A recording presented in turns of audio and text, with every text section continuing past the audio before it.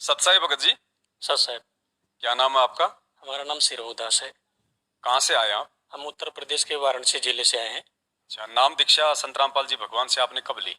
नाम दीक्षा मैंने तो 2019 में 19 अप्रैल को लिया था। अच्छा, तो नाम दीक्षा लेने के बाद में अब आप सात संगति से आप जुड़े हुए हैं। हाँ। तो सात संगति की जानकारी आपको किस माध्यम से प्राप्त हुई? पहले तो मैं परमात्मा का सत्संग ही देखता था, तो उस बीच बीच बीच में आपका वीडियो आता था, तो उसमें बताया जाता था कि जो नामदान केंद्र है ये सब फर्जी है। तो नामदान केंद्र पर हम गए, वहाँ पर उनसे बात किया कि ये नामदान केंद्र फर्जी है। वो बोले कि कौन कहता है? मैं बोला पवन भगत जी हैं, उनका वीडियो आता है तो उसमें वो बताते हैं। अब मैं सत्संग में सुना कि परमात्मा बता रहे हैं कि इस दास के अलावा इस 21 ब्रह्मांड में इस नाम देने का कोई अधिकारी नहीं है। तो अगर जो इस दास से नाम लेकर के अगर फर्जी दुकानें खोलकर अगर देना शुरू कर देगा तो अपना भी नाश करेगा, 2 4 10 को और नाश करेगा। तो हम तो गुरुजी का सत्संग भी सुने हैं, अब गुरुजी सत्संग में अपने ऐसे बताते हैं। तो उन्होंने बताया कि नहीं नहीं ऐसी कोई बात नहीं है, आप अभी नए जुड़े हैं, आपको पूरी जानकारी नहीं है। वास्तव में नया जुड़ा था, उतना हमको ज्ञान नहीं था। तो उन्होंने बताया कि अब से जब जाएंगे आप तो वो वीडियो मत देखना, मगर आपकी वीडियो इतनी अच्छी लगती थी कि बार बार उसी को देखने की इच्छा होती थी कि कुछ नया मिलेगा, कुछ नया मिलेगा। तो उन्होंने कहा कि आपका नाम खंड हो जाएगा। तो हम सोचे ठीक है, अच्छी चीज लग रही है, थोड़ा नाम खंड होगा, शुद्ध करते हैं लोग, फिर करा लेंगे। हमारे दिल में ऐसा आया, तो हमारा उस तरफ खिंचाव बहुत ज्यादा होने लगा। देखते देखते हमारे अंदर दृढ़ता आने लगी, नहीं भगत जी जो भी बताते हैं तो रियल बताते हैं, आप प्रमाण सहित दिखाते हैं, आप परमात्मा का उसमें सत्संग भी दिखाते हैं। तो ऐसे देखते देखते हमारे अंदर दृढ़ता हुई और मैं फिर सात संगत से जुड़ गया। बहुत बढ़िया दया है परमपिता परमेश्वर की, आपने सात संगति के वीडियो देख के आपने ज्ञान को अपने आधार बनाया। हाँ। और अब ज्ञान आधार से फिर आपने बहुत सारे अपने जीवन में अपने घर में भी आपने परिवर्तन किए होंगे। बहुत परिवर्तन हो गया। पहले तो हमको सत्संग परमात्मा का यानी समझने में आता नहीं था कि जैसे जो बताते थे हम उसको सिर्फ सुन लेते थे। अब जैसे परमात्मा कहते हैं कि कहें कबीर सोई जन मेरा नीर खीर का करे निवेरा, तो हम नीर खीर का निवेरा नहीं कर सकते थे। उस सत्संग में परमात्मा क्या बता रहे हैं, क्या उस सत्संग के माध्यम से समझाना चाहते हैं, हम नहीं उसको समझ सकते थे। मगर आप जो वीडियो बना बना कर कहां से छोटा छोटा क्लिप डालते थे, उससे इतना मन को दृढ़ता मिलती थी कि धीरे धीरे सत्संग काल से परमात्मा का बहुत अच्छा समझने, यानी हम लोग समझने लगे। फिर अपने भाई बहनों को और दोस्तों को जो समझाने लायक है उनको हम बताना शुरू कर दिए।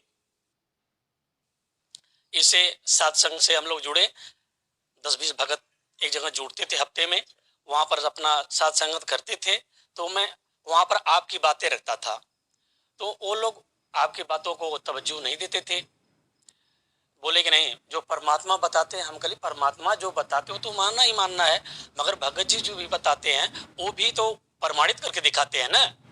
मगर फिर ऐसा था कि जैसे वहां अपने घर पर वो सत्संग करते थे, तो वो घर पर सत्संग करते थे, तो वहां पर वो अपने हिसाब से कुछ चलाना चाहते थे, तो हमको अच्छा नहीं लगा। हम के लिए परमात्मा जो हमको नाम परमात्मा दिए हैं, सत्संग परमात्मा सुनाते हैं, सतलोक परमात्मा ले जाएंगे, तो हमको परमात्मा की बातों को मानना है। अगर हम भगत को देखकर चलेंगे और वो उनका ज्ञान और हमारे परमात्मा के ज्ञान से मेल नहीं खा रहा है तो हम मार खा जाएंगे, इसलिए हम वहां से हट गए। अपने भाई भाई जितने 4 5 भाई लोग हैं उनसे हम इसका डिस्कस किया कि देखो ऐसा ऐसा सत्संग में परमात्मा बताते हैं और ये भगत जी पवन भगत जी बता रहे हैं, तो अगर हम उनके माध्यम से नहीं चलेंगे तो हम मार खा जाएंगे। तो वो लोग भी साथ में हमारे वहां से हट गया कि ऐसे ही आपस में बैठकर 10 20 जैसे 4 5 भगत हैं, 10 15 हो जाते हैं तो डिस्कस कर लेते हैं। फिर कहीं कहीं सत्संग होता है, ये आपका सत्संग होता है, वहाँ पर हम लोग जा करके अपना परमात्मा का ज्ञान चर्चा करते हैं और परमात्मा की जो महिमा उगाते हैं। तो अब आपने अपने घर पे जो दरबार लगा रखा है परमात्मा का, तो उस दरबार में आपने कौन सी फोटो लगा रखी है? वो परमात्मा के अपनी फोटो लगाए हैं। कौन से परमात्मा की? अरे बंदी छोड़ साधु रामपाल जी भगवान की फोटो लगाए हम लोग। संगत में तो दो परमात्मा है। पहले तो हम वही लगाए थे ना, पहले तो हम उसी को मानते थे, क्योंकि परमात्मा किसको? कबीर परमात्मा को, दाढ़ी मूछ वाली फोटो को। पहले तो परमात्मा ने सत्संग में बताया कि जो हम तो परमात्मा के भेजे हुए प्रतिनिधि हैं, वो परमात्मा ए है, तो थोड़ा दिमाग यानी उतना पकड़ नहीं करता था। मगर जब आपकी वीडियो आने लगी, उसमें आप क्लिप छोटा छोटा दिखाना शुरू कर दिए, तो उसके माध्यम से हम लोगों की बहुत दृढ़ता हुई। अब तो परमात्मा कोई सत्संग बताते हैं तो उस सत्संग को बहुत गौर से सुनते हैं, परमात्मा क्या बताते हैं, उसका रीजन क्या होगा, उसका सार क्या है। अब हम लोगों को सार भी समझने में आता है। मतलब सात संगत से जुड़ने के बाद बहुत में बहुत हमें परमात्मा के सत्संग में अगर ऐसा कोई पॉइंट आ जाता तो तुरंत हमारा ध्यान वहां पे जाता है। तुरंत दिमाग कहाँ से वहां पर जाता है। परमात्मा इसका इशारा अपने भक्तों के ऊपर कर रहे हैं, किसी के और माध्यम से समझा करके हमारे ऊपर कहाँ से वो टारगेट कर रहे हैं। अब पहले तो बिल्कुल नहीं समझ में आता था। तो अब अपने गुरुदेव भगवान को हलवे राम का भोग लगाते हैं? बिल्कुल लगाता हूँ, हफ्ते में एक बार, हर शनिवार को, हर रविवार को लगाता हूँ। और परमात्मा का 8 तारीख को प्रकट हुए हैं तो हर 8 तारीख को लगाता हूँ। अच्छा, वो दाढ़ी मूछ वाली काल्पनिक जो फोटो है जो कबीर जी की मानी जाती है, उस फोटो के आगे भोग ना लगा के और आप संत रामपाल जी भगवान के फोटो के आगे भोग आप क्यों लगाते हैं? अब आप इतना जानकारी कहाँ से सत्संग के माध्यम से दिए हैं। अब परमात्मा भी बताते हैं, कोई परमात्मा एक ज्ञान देने के लिए स्वयं आता है, क्योंकि ये ज्ञान उस परमात्मा के अलावा इस ब्रह्मांड में कोई दे नहीं सकता है, क्योंकि काल देने नहीं देगा। हमारा मोक्ष जब भी होगा तो बंदी छोड़ सदगुरु रामपाल भगवान से ही हो सकता है, क्योंकि गुरु जी ने सत्संग में बताया है कि जो वर्तमान में गुरु होता है प्रेजेंट में, वही उसी से कहां से मोक्ष हो सकता है। और उन्होंने सत्संग में बताया, जैसे कोई हलवाई है, परमात्मा तो अपने ऊपर लेकर बताया कि जैसे आज दास यहाँ पर भंडारा कर रहा है, अब भंडारा करने के बाद यहाँ से अपना दंड का मंडल लेकर चला जाए। अब यहाँ पर हम हलवा पूड़ी मिठाई सब खिलवा रहे हैं, अब चले मैं चाहे यहाँ से चला गया तो उसके बाद यहाँ तो कुछ मिलेगा नहीं। अब कोई आएगा तो सिर्फ रामपाल की भट्टी देखेगा, बाकी कुछ यहाँ पर मिलेगा नहीं। तो अगर वो हलवा खाना है, वो प्रसाद खाना है, तो प्रेजेंट में अगर वो हलवाई है तभी खिला सकता है। तो प्रेजेंट में अपना परमात्मा है तो हमको हलवा खिला सकता है। अब फिर ना थोड़ा सा हम लोगों को अंदर से परमात्मा प्रेरणा करता है, जैसे हमें अंदर ये आता है, जैसे कि हमारा यूपी का जो मुख्यमंत्री योगी आदित्यनाथ है, तो वर्तमान में है तो हमको लाभ दे सकते हैं, हट जाएंगे तो नहीं देंगे। तो वर्तमान में तो हमारे परमात्मा जो लाभ दे रहे हैं, अब हम इसके पहले वाले अखिलेश थे, क्या हमको कुछ लाभ दे सकते हैं? नहीं दे सकते हैं। बस सीधी सी बात है। दया परमपिता परमेश्वर की आपने साथ संगति से जुड़ के और ज्ञान को आधार बना के बहुत सारे जीवन में आपने ऐसे ऐसे वो डिसीजन लिए हैं, फैसले लिए हैं जो कि वर्तमान समय में बहुत ही ज्यादा जरूरी है भक्ति मार्ग पे आगे बढ़ने के लिए। तो अपने भाइयों को हम लोग समझाते भी हैं कि देखो, साथ संगत ही एक मोक्ष का जरिया है, बकिया कुछ नहीं। क्योंकि परमात्मा साथ संगत के माध्यम से हमको हंस बनाना चाहते हैं, और जो मेजरमेंट में जा रहे हैं उसको कंस बनाना चाहते हैं, क्योंकि उनके साथ जो जुड़ रहा है तो वो लठ लेकर चलते मारने के लिए पीछे वो भी जा रहे हैं, तो वो तो कंस वाला ही काम न कर रहे हैं। मगर हमारे तो साथ संग से जितने भी हैं, परमात्मा हमारा दुखी न हो। हम तो यही चाहेंगे ना, इससे हमारा बच्चा गलती करता है, अगर कोई गलत काम करेगा हमको तकलीफ होता है, तो ऐसे हमको एहसास होता है कि अगर हम गलती करेंगे तो मैं परमात्मा रूठेगा, उसको तकलीफ होगी। तो फिर उन आश्रमों में जो कभी बीजेपी को वोट डलवाए जाते हैं, कभी कांग्रेस को वोट डलवाए जाते हैं, रक्तदान है, देहदान है, आजकल तो राजनेताओं को भी काफी संख्या में वो धर्म भंडारों के नाम पे आश्रमों में जो है वो बुलाने लग गए हैं ताकि उनके आश्रम आसानी से चले, कोई प्रशासन में कोई दिक्कत ना हो अपने स्वार्थ के लिए। तो ये सारी बातें तो मर्यादा तोड़ने वाली बातें हैं, क्योंकि संत रामपाल जी ने तो 28 वर्षों में कभी भी राजनीति को महत्व नहीं दिया, कभी भी किसी राजनीतिक पार्टी को वोट डालने का आदेश नहीं दिया, कभी भी उन्होंने इस प्रकार से राजनेताओं को इनविटेशन कार्ड दे दे के भंडारे के नाम पे उन्होंने कभी नहीं बुलाया इस प्रकार से। तो इन सब के बारे में आप भगत समाज को आप क्या संदेशा देंगे? आप परमात्मा तो उदाहरण देते, इतना उदाहरण, एक पॉइंट को समझाने के लिए परमात्मा ने 10 उदाहरण देते हैं। उन्होंने बताया कि भक्त को खिलाने से हमको लाभ होता है। उन्होंने उठाकर कान से गाय भैंस का हमको प्रमाण दिया, जैसे भैंस है, गाय दूध देने वाली है, अगर उसको हम चारा खिलाएंगे तो उसको हमको लाभ देगी। जो दूध नहीं देती उसको खिलाने का क्या मतलब है, हमको लाभ नहीं मिलेगा। क्योंकि अगर भक्त भाई को खिलाएंगे उसका हमको रीजन तत्काल मिलेगा, क्योंकि भक्तों के पास में तो भक्ति है ना, भक्ति धन है, और उनके पास क्या है। तो ये जो भी लोग वहां पर करते हैं राजनेताओं को बुला करके, वो बिल्कुल गलत होता है ना। अब इसको तो भगत को सोचना चाहिए ना कि हमारा बाप क्या बता रहा है, ये मूर्ख क्या बता रहे हैं। ये तो भक्तों को सोचना चाहिए ना। मगर वही लकड़ी के फकीर बनकर चल रहे हैं। तो अभी एक शंका समाधान की जो पुस्तक आई है जिसमें लगभग 150 से ऊपर शंकाओं का समाधान है, हाँ आपने भी पुस्तक मंगवाई है? बिल्कुल मंगाई। मैं फोन करके आपसे बात किया और हमारा नंबर लिए, फिर हमको वो किताबें मिल गई। तो बाकी जो भोला भगत समाज है बेचारा, जो सतलोक आश्रम मैनेजमेंट हरियाणा के दबाव में है, उनको डरा रखा है, धमका रखा है कि सात संगत के वीडियो देखोगे नाम खंड हो जाएगा, तुम्हें गुरुद्रोही कर दिया जाएगा। तो उन भाई बहनों के अंदर जो डर बैठा हुआ इस परमात्मा से जुड़ने के बाद भी, भगवान के संपर्क में आने के बाद में भी, जो सच्चाई को देखने से बेचारे जो है डर रहे हैं, वो हिचक रहे हैं, तो उन भाई बहनों के लिए आप क्या कहेंगे? हम क्या बताएं भगत जी, अगर जो परमात्मा के हंस हैं उनको तो कुछ पिछला संस्कार उनके साथ है वो तो समझ जाते हैं, मगर कुछ गलत संगत में पढ़ करके वो भ्रमित हो रहे हैं। परमात्मा तो बताते हैं, जैसे मेजरमेंट वही काम करता। परमात्मा की एक वाणी है कि अपना मन मूड़ा नहीं, चेला मूड़ा ढेर, गुरु भय गड़ेरिया सब चेला भय फेल, गली गली गुरुआ पुकारे हमसे मंत्र ले, और गली गली गुरुआ पुकारे हमसे मंत्र ले। और उसके बाद में बताते हैं ऐसे कोई बाणी है, तो यानी कि धोती न गोछा गया फाड़े में, चिलवा गया चूल्हा भाड़े में।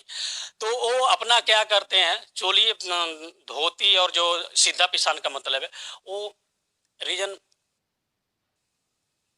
जो पाठ का पैसा लेते हैं, ज्योति का पैसा लेते हैं, वो तो भगत से ले लेते हैं। उसके बाद में उसी चाहे उसका अकाल मृत्यु हो, चाहे उसकी भक्ति न चले, उससे उनका कोई मतलब नहीं है। उनका सिर्फ पैसे से मैनेजमेंट के पास में ज्योति पाठ का किसी भी तरह से पैसा आना चाहिए। हाँ। उसके बाद भगत चाहे भाड़ में जाए चाहे अकाल मौत मरे, हाँ। उनको कोई लेना देना नहीं उससे है। कोई मतलब वो नहीं। खाली पीला पर्चा निकाल देंगे कि वो सतलोक चला गया। हाँ सतलोक चला, मगर सतलोक हम कैसे जा सकते हैं? वो तो परमात्मा ने विधि बताई है ना, तो परमात्मा को बताए हुए मार्ग पर हम अगर चलेंगे तब तो सतलोक जाएंगे ना। परमात्मा तो कहते हैं मेरे भगत को तो धर्मराज अकाल मौत मार ही नहीं सकता। जम जोरा जहां से डरे मिटे कर्म के लेख, अदली असल कबीर है कुल के सतगुरु एक। हाँ। परमात्मा की वाणी में बताया कि पीना चाहे प्रेम रस और रखना चाहे म्यान, और रखना चाहे मान, एक म्यान में दो तलवार भाई देखी सुनी नहीं कान। तो अब एक म्यान में तो कान से दो तलवार हो ही नहीं सकती है। तो अब परमात्मा को खुश रखना है तो अपने परमात्मा को ही रखना पड़ेगा। एक म्यान में दो तलवार तो नहीं आएंगी, या तो भगवान दाढ़ी मूछ वाले को मान लो या फिर संत रामपाल जी को मान लो, एक ही भगवान मानना पड़ेगा। हाँ एक ही कान से भगवान हो सकता है, मगर थोड़ा परमात्मा तो कोई ऐसा कोई ज्ञान नहीं है जो परमात्मा बताया न हो। अगर सत्संगों को गौर से सुना जाए तो सारी सत्संगों में फेंक रखा है, मगर उसको पकड़ने के कान से जो बुद्धि है वो भक्तों के ऊपर होनी चाहिए, और वो सात संगति के अभाव में आ नहीं सकती। हाँ, वो जितनी भी कान से हमको ज्ञान हम लोगों को मिल रहा है, जितना भी परमात्मा की कृपा हो रही है, वो सात संगत से हो रही है। इसके पहले हम लोग भी तो कान से मैनेजमेंट से ही जुड़े थे ना, मगर वहां तो सिर्फ आओ नाम लो और ज्योति का पैसा दो और पाठ का पैसा दो, अब उसके बाद कुछ नहीं। भगत क्या कर रहा है क्या नहीं कर रहा है, हम कह रहे हैं कि अगर नाम लेकर आया, कल उसको सतनाम लेना है, वो बीड़ी पी कर गया, उनको क्या पता है कि बीड़ी पी कर गया है, ये आया है इसका नामखंड है। बिल्कुल, अगर तो परमात्मा को मालूम है ना। अगर संत रामपाल जी भगवान से नाम दीक्षा लेने जाएगा, सतनाम लेने जाएगा, तो वे तो अंतर्यामी है, वो तो बिल्कुल अंतर्यामी वो तो बोल देंगे बेटा तेरी तो मर्यादा खंडित है, तू तो बीड़ी पी के आया है। अब एक भगत को क्या पता कि ये सतनाम लेने आया है, ये कोई मर्यादा तोड़ के आया है या फिर ये क्या करके आया। भगत जी जब परमात्मा ने सत्संग में बता दिया कि इस दास के अलावा किस ब्राह्मण को कोई नाम देने का अधिकार ही नहीं है, तो इनको तो भी सोचना चाहिए ना कि हम नाम किससे लेकर लेने जा रहे हैं। इनकी बुद्धि तो काल के वश है ना। वही बात ना, तो इनको भी तो उस पर थोड़ा गौर करना चाहिए कि हमारे भगत भाई सात संगत से जुड़े हैं, कुछ बातें बताते तो सुनने में क्या जाता है, परमात्मा दिखाते हैं ना। ये असली और नकली नोटों का दोनों को अगर साथ में दिखाया जाएगा तो उससे मालूम होता है कौन असली है कौन नकली है। तो दोनों ज्ञान को सुनो ना, उससे कंप्रोमाइज करो कि कौन सा सही ज्ञान है कौन गलत ज्ञान है। मगर इतना भी नहीं कर रहे हैं, बस फोन की वीडियो देख लेगा तो नामखंड हो जाएगा, फोन की वीडियो देख ले। अरे परमात्मा भी अनेकों का कान से ज्ञान सुनाते हैं। तो आपको क्या लगता है कि सात संगति की वीडियो देखने के बाद आपका नाम खंड हुआ या फिर और ज्यादा दृढ़ हो गया? इतना परमात्मा की दया है कि क्या बताऊं। अब दिक्कत परेशानी वो है तो बात अपने जगह, अगर भक्ति करेगा तो उसमें परेशानी आएगी। तो अगर कोई सोचे कि भक्ति करते हुए परेशानी आ रही है तो भक्त की पहचान कैसे होगी? आखिर परमात्मा ने इतना भक्तों का कान से हम लोगों के आगे कान से प्रमाण दिया, ध्रुव का दिया, प्रहलाद का दिया, सबकी छोड़ो। परमात्मा भक्ति करते करते कितना संघर्ष किए, उनको भी छोड़ दो। परमात्मा का पवन दास को लोग देख लीजिए, हम लोग तो एकांत से एक पल भी नहीं टिक सकते हैं।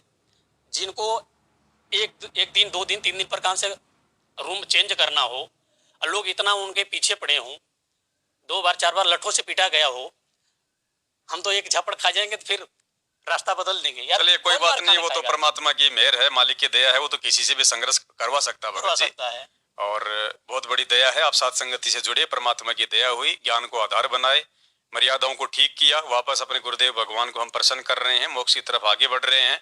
तो सभी भाई बहनों से हम विनती करेंगे जो ये देख रहे हैं इंटरव्यू, भाई ये प्यार और प्रेम का मार्ग है, एक परमात्मा के बच्चे हैं, गुरुदेव ने सबको समान ज्ञान दिया है और आज परमात्मा सबकी इस हार जेल में बैठ के जो है परीक्षा ले रहे, झाड़ा ले रहे हैं।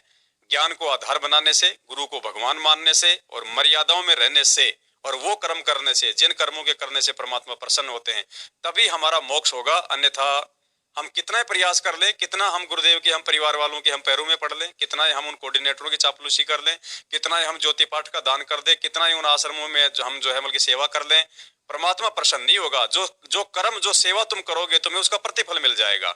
सेठ बना देगा परमात्मा इसी जन्म में, अगले जन्म में राजा महाराजा देवता बना देगा, लेकिन मोक्ष नहीं मिल पाएगा। और मोक्ष नहीं मिला तो क्या फायदा फिर इतने पापड़ बेल के। तो सीधा सीधा मोक्ष परमात्मा के दया से साथ संगति से जुड़िए, एक नेक भगत बनिए, परमात्मा को आप प्रसन्न कीजिए और परमात्मा मेहर कर दे, परमात्मा प्रसन्न हो जाए तो फिर कहते हैं नुक्ते ऊपर रहिएगा, अरे करोड़ कर्म जल जा तुम्हारे। तो साथ संगति के अलावा भगत बनने का दूसरा धरती पे कोई रास्ता नहीं है। सत्साई भगत जी, बहुत बहुत धन्यवाद आपका।